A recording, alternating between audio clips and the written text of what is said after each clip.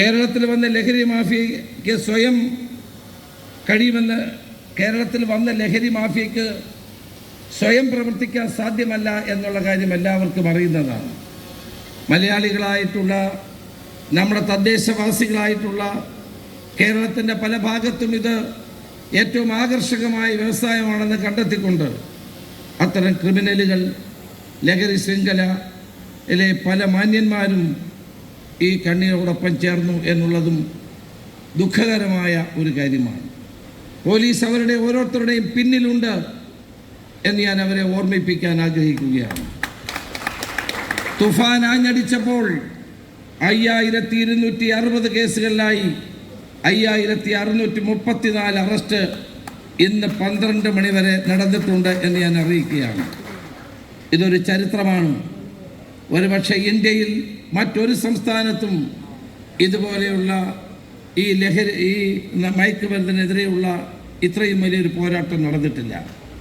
Toofan care ലഹരി വ്യാപനം തടയുന്നതോടൊപ്പം ലഹരിക്ക് അടിമകളായ ഏതാണ്ട് 70ഓളം ആളുകളെ ഞങ്ങളിപ്പോൾ ആശുപത്രികളിൽ ചികിത്സിക്കുകയാണ്. സാധാരണ ജീവിതത്തിലേക്ക് അവരെ മടക്കിക്കൊണ്ടുവരുന്ന ഏറ്റവും സുപ്രധാനമായ ഒരു ദൗത്യമാണ് കേരള പോലീസ് നിറവേറ്റുന്നത്. കേരളത്തിലെ പ്രമുഖങ്ങളായ 35 ആശുപത്രികളുമായി ഞാൻ ബന്ധപ്പെട്ടിട്ടുണ്ട്. അവരെല്ലാം ഇതിന് തയ്യാറാണ്. അതിന് തുഫാൻ കെയർ എന്ന് പറയും. ആ തുഫാൻ കെയറിന് ആദ്യമായി ഞങ്ങളെ സഹായിക്കാൻ മുന്നോട്ട് വന്ന അങ്കമാലി ലിറ്റിൽ ഫ്ലവർ ആശുപത്രിയെ പ്രത്യേകം അഭിനന്ദിക്കാൻ ഈ അവസരം ഞാൻ വിനിയോഗിക്കുകയാണ്. അതോടൊപ്പം തന്നെ മറ്റ് ആശുപത്രികളും ഇതിൻ്റെ ഭാഗമായി ചേരുമെന്ന് ഞാൻ പൂർണ്ണമായി വിശ്വസിക്കുന്നു. വരും ദിവസങ്ങളിൽ നമ്മുടെ അയൽ സംസ്ഥാനങ്ങളെ കർണാടക, തമിഴ്നാട്, പോണ്ടിച്ചേരി, തെലുങ്കാന എന്നീ മുഖ്യമന്ത്രിമാർക്ക് കേരളത്തിൻ്റെ മുഖ്യമന്ത്രി കത്തയച്ചു. ഈ മാസം 10-ാം തീയതി നമ്മുടെ DGPയുടെ നേതൃത്വത്തിൽ ഈ സംസ്ഥാനങ്ങളിലെ എല്ലാ DGPമാരും കേരളത്തിൽ ഒത്തുചേരുകയാണ്.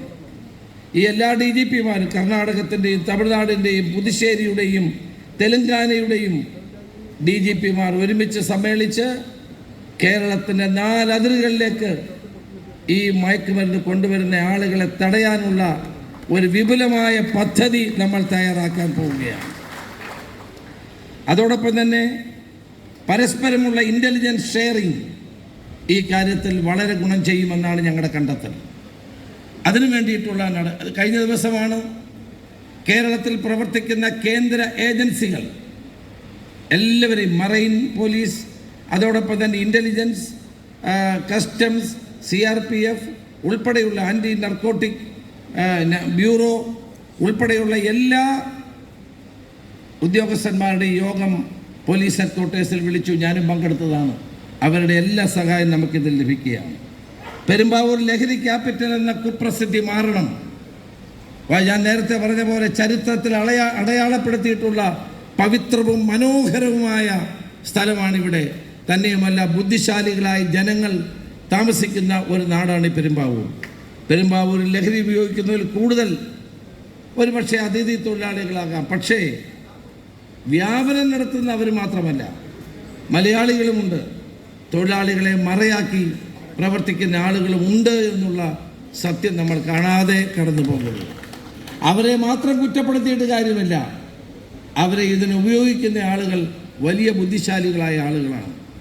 ഇവരിപ്പോൾ നമ്മൾ ഓപ്പറേഷൻ തുഫാൻ തുടങ്ങിയ ശേഷം ഈ അന്താരാഷ്ട്ര മയക്കുമരുന്ന് ലോബി അല്പം നിശബ്ദമാണ്. വലിയ ബുദ്ധിമാന്മാരാണിവർ. അവരിപ്പോൾ ചെയ്തിരുന്നത് ഇത് പോലീസിൻ്റെ ഒരു ആരംഭ ശൂരത്വമാണ്. 1 മാസം 2 മാസം കഴിഞ്ഞാൽ വീണ്ടും പഴയപടിയാകും. അപ്പോൾ നമുക്ക് വ്യവസായവും വ്യാപാരവും തുടങ്ങാം എന്ന് കരുതി ഇപ്പോൾ ഒളിച്ചിരിക്കുന്നവരുണ്ട്. അവരോട് ഞാൻ പറയാൻ ആഗ്രഹിക്കുന്നു, നിങ്ങൾ ഈ പണി നിർത്തിയില്ലെങ്കിൽ ഒരു സംശയവും വേണ്ട, നിങ്ങളുടെ കൈകളിൽ വിലങ്ങ് വീഴും എന്ന കാര്യത്തിൽ സംശയം വേണ്ട. പൊളിച്ചെഴുതണം നമുക്ക് പെരുമ്പാവൂരിലെ ദുഷ്പേര്. ഈ നാടിൻ്റെ മഹിമയും അന്തസ്സും ഉയർത്തിപ്പിടിക്കാൻ നമുക്ക് ഒട്ടുമിച്ച് പരിശ്രമിക്കണം എന്നുള്ളതാണ് എനിക്ക് പറയാനുള്ളത്. ഇന്നലെ ഞാൻ DGPയുമായി സംസാരിച്ചു. ഒരു സ്പെഷ്യൽ ടാസ്ക് ഫോഴ്സ് കേരളത്തിൽ ഉണ്ടാക്കാൻ തീരുമാനിക്കുകയാണ്. ഇതിനു വേണ്ടി മാത്രം നേരത്തെ തന്നെ പോലീസിൽ നർക്കോട്ടിക് DYSP ഉദ്യോഗസ്ഥന്മാരുണ്ട്. അവരാരും ഒന്നും ചെയ്തില്ല എന്നുള്ളത് സത്യമാണ്. പക്ഷെ അവരുണ്ട്. ഞങ്ങൾ ആ സിസ്റ്റത്തെ ഒന്ന് മാറ്റാൻ പോവുകയാണ്. Special task force for operation Toofan ആരംഭിക്കാൻ തീരുമാനിച്ചിട്ടുണ്ട്. ആവശ്യാനുസരണമുള്ള വാഹനങ്ങൾ, ആവശ്യാനുസരണമുള്ള പോലീസ് ഉദ്യോഗസ്ഥന്മാർ ഈ നർക്കോട്ടിക്കിനെതിരായിട്ടുള്ള പോരാട്ടത്തിൽ ഓപ്പറേഷൻ തുഫാനോടൊപ്പം നിർത്താൻ, അവരെ നിയമിക്കാൻ നമ്മുടെ സംസ്ഥാന പോലീസ് മേധാവി തന്നെ തീരുമാനിച്ചിട്ടുണ്ട് എന്നുള്ള സന്തോഷ വാർത്ത കൂടി ഞാൻ നിങ്ങളെ അറിയിക്കുകയാണ്. അതോടൊപ്പം തന്നെ ഇങ്ങനെ ഒരു പരിപാടി നടന്നുകൊണ്ട് മാത്രം ഈ ലഹരി വ്യാപനം പൂർണ്ണമായി നിർത്താൻ കഴിയുമെന്ന് ഞാൻ വിശ്വസിക്കുന്നില്ല. അത് ഞാൻ നേരത്തെ പറഞ്ഞ പോലെ ഇതൊരു തുടർ പ്രക്രിയയാണ്. ഈ പ്രക്രിയയ്ക്ക് ജനങ്ങളുടെ സഹകരണം ഉണ്ടാകണം, തദ്ദേശ സ്വയംഭരണ സ്ഥാപനങ്ങളുടെ സഹായം ഉണ്ടാകണം, MLA-മാരും MP-മാരുടെ ഞാൻ എല്ലാവർക്കും കത്തയച്ചിട്ടുണ്ട്. ഇപ്പോൾ 140 MLA-മാരും രാഷ്ട്രീയം മറന്ന് ഈ പരിപാടിയിൽ സംബന്ധിക്കുന്നു എന്നുള്ളതാണ് ഇതിൻ്റെ ഏറ്റവും വലിയ പ്രത്യേകത. അടിയോടെ ലഹരി ശൃംഖല തകർത്തിട്ട് മാത്രമേ കേരള പോലീസ് പിൻവാങ്ങുകയുള്ളൂ എന്ന് തന്നെ പറയാൻ ഞാൻ ആഗ്രഹിക്കുകയാണ്. ഒരു സംശയവും വേണ്ട, ഈ മരണത്തിൻ്റെ വ്യാപാരികളെ നമ്മൾ നിലയ്ക്ക് നിർത്തുക തന്നെ ചെയ്യും. അതോടൊപ്പം തന്നെ ഇവിടെ അമ്മമാർ തങ്ങളുടെ മക്കൾ ലഹരി ഉപയോഗിക്കുന്നു എന്ന് മനസ്സിലാക്കി കരയുന്ന അവസ്ഥ കേരളത്തിൽ ഉണ്ടാകാൻ പാടില്ല. ലഹരിക്ക് അടിമയായ ഭർത്താവിൻ്റെ പീഡനം ഈ കേരളത്തിൽ ഒരു സ്ത്രീയും അനുഭവിക്കാൻ പാടില്ല. ഇവിടുത്തെ വിദ്യാലയങ്ങളിൽ അധ്യാപകരെ കബളിപ്പിച്ച് ഈ മയക്കുമരുന്നുകൾ ഉപയോഗിക്കുന്ന അവസ്ഥ കേരളത്തിൽ ഉണ്ടാകാൻ പാടില്ല. ഇവിടുത്തെ പെൺകുട്ടികൾ ഭയരഹിതമായി കേരളത്തിൻ്റെ തെരുവീഥികളിലൂടെ നടക്കാനുള്ള അവരുടെ അവകാശം ഞങ്ങൾ പുനഃസ്ഥാപിക്കും. അതുകൊണ്ട്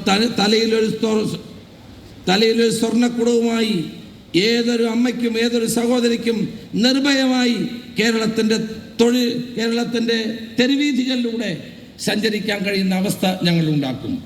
വ്യാപാരികൾക്ക് മാന്യമായ ഭയരഹിതമായി വ്യവസായവും വ്യാപാരവും നടത്താനുള്ള അവസ്ഥ ഞങ്ങൾ ഉണ്ടാക്കും.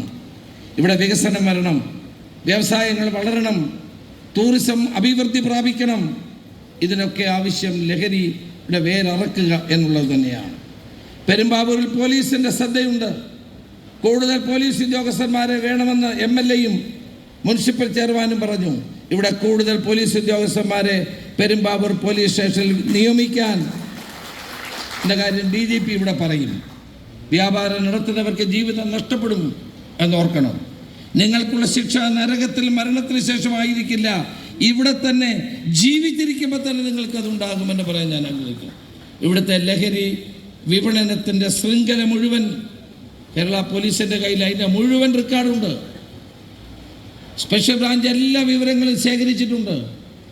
എല്ലാ ഇൻ്റലിജൻസ് വിഭാഗം ശക്തമായി പ്രവർത്തിക്കുന്നുണ്ട്. ആരൊക്കെയാണ് ഇതിൻ്റെ പിന്നിൽ, ആരാണ് ഇതിന് നേതൃത്വം കൊടുക്കുന്നത് എന്നുള്ള കാര്യങ്ങൾ നിങ്ങൾക്കറിയാമല്ലോ. പെരുമ്പാവൂരിൽ നിന്നാണ് 18 കോടി രൂപയുടെ ഹൈബ്രിഡ് കഞ്ചാവ് പിടിച്ചത്. അതും ASP താമസിക്കുന്ന ഫ്ലാറ്റിൻ്റെ മുകളിലത്തെ ഒരു ഫ്ലാറ്റ് എടുത്ത്, അതിനേക്കാൾ വലിയ സുരക്ഷിത സ്ഥലം കണ്ടെത്താനില്ലല്ലോ. അതിൻ്റെ മുകളിൽ താമസിച്ചുകൊണ്ട് ഈ കച്ചവടം നടത്താൻ ആഗ്രഹിച്ചത്. കാസർഗോഡ് മിഠായികൾ ക്ലീൻ കമ്പനി എന്ന് പറയുന്ന ഒരു ബോർഡ് വെച്ചൊരു കമ്പനി പ്രവർത്തിക്കുകയാണ്. പോലീസിൻ്റെ അന്വേഷണത്തിൽ ഇത് ഇതിനു വേണ്ടിയിട്ട് ഒന്നും ചെയ്യുന്നില്ല, പക്ഷേ അവിടെ മയക്കുമരുന്ന് മിഠായികൾ ഉണ്ടാക്കുകയാണ്. പോലീസ് പിടിച്ചപ്പോൾ ആയിരക്കണക്കിന് മിഠായികളാണ് വർണ്ണക്കടലാസിൽ പൊതിഞ്ഞ് അവിടെ നിർമ്മിച്ചത്. അത് മുഴുവൻ പോലീസ് പിടിച്ചെടുത്തു, അവരെ ജയിലിനകത്താക്കി. നിങ്ങൾ ആലോചിച്ച് നോക്കണം നമ്മൾ എവിടെ നിൽക്കുന്നു. ഒരു രണ്ടാനച്ഛൻ താമരശ്ശേരിയിൽ ഒരു കുട്ടി കുട്ടികൾക്ക് വാട്ടർ ബോട്ടിൽ ഉണ്ടല്ലോ, വാട്ടർ ബോട്ടിലകത്ത് ലഹരി ഒഴിച്ചു കൊടുക്കുകയാണ്, മദ്യം ഒഴിച്ചു കൊടുക്കുകയാണ്. ആ കുട്ടി അത് കുടിച്ച് ഛർദ്ദിച്ച് ആശുപത്രിയിൽ അറസ്റ്റ് ചെയ്തു. കേരളത്തിൽ ഇത്തരം ഞെട്ടിപ്പിക്കുന്ന ഒത്തിരി ഉദാഹരണങ്ങൾ എനിക്ക് നിങ്ങളോട് പറയാനുണ്ട്. ഒരു കാര്യം മാത്രമേ എനിക്ക് പറയാനുള്ളൂ. ലഹരി വ്യാപിപ്പിക്കാൻ വിൽക്കാൻ ശ്രമിക്കുന്ന ആളുകൾ ഊരിപ്പോകുന്നു എന്നത് ബഹുമാനായ MLA ഇവിടെ പറഞ്ഞു. അത് NDPS ആക്ടിൻ്റെ ഒരു പോരായ്മയാണ്. ഞാൻ ബെന്നി മേനോനോട് പറയാം, അദ്ദേഹം പാർലമെൻറ്റ് തീരുമാനത്തിൽ തുടങ്ങും. NDPS ആക്ട് കേന്ദ്ര ആക്ടാണ്. അതിനകത്ത് മാറ്റങ്ങൾ വന്നാൽ മാത്രമേ ഈ ആളുകൾ, കാരണം ഇതെല്ലാം ചെറിയ പൊതിയാക്കിയാൽ അവർക്ക് പെട്ടെന്ന് സ്റ്റേഷൻ ജാമ്യം കിട്ടും. അതൊരു അപാകതയാണ്. കേന്ദ്ര ഗവൺമെൻറ്റിനോട് ബന്ധപ്പെട്ട പാർലമെൻറ്റിൽ ഈ കാര്യം ഉന്നയിക്കാവുന്ന ശ്രീ ബെന്നി ബെഹനാൻ സമ്മതിച്ചിട്ടുണ്ട്. അദ്ദേഹത്തോട് പ്രത്യേകം നന്ദി ഞാൻ രേഖപ്പെടുത്തുകയാണ്. ഗുണ്ടകളല്ല സർക്കാരാണ് കേരളം ഭരിക്കുന്നത്. ചിലക്ക് ധാരണയുണ്ട് ഗുണ്ടകളാണ് ഭരിക്കുക. ഒരിക്കലുമല്ല. ഗുണ്ടകളെ സാമൂഹ്യ വിരുദ്ധന്മാരെ നിലയ്ക്ക് നിർത്താൻ കഴിയുന്ന ഒരു ഗവൺമെൻറ്റാണ് കേരളം ഭരിക്കുന്നത്. ജനവോട്ടും പ്രതീക്ഷയും നൽകിയ സർക്കാർ മാഫിയയ്ക്കല്ല ഭരിക്കാനുള്ള മാൻഡേറ്റ് നൽകിയിട്ടുള്ളത്. പെരുമ്പാവൂരിലെ പ്ലൈവുഡ് വ്യവസായം കൂടുതൽ ഉണരണം. ലഹരിയുടെ മണം വ്യാപാരത്തെ ഒരിക്കലും തളർത്താൻ പാടില്ല. ആ ലഹരിയാണ് ഞങ്ങൾ തകർക്കാൻ ആഗ്രഹിക്കുന്നത്. ഇവിടെ കൂടിയിരിക്കുന്ന എല്ലാവരെയും ഞാൻ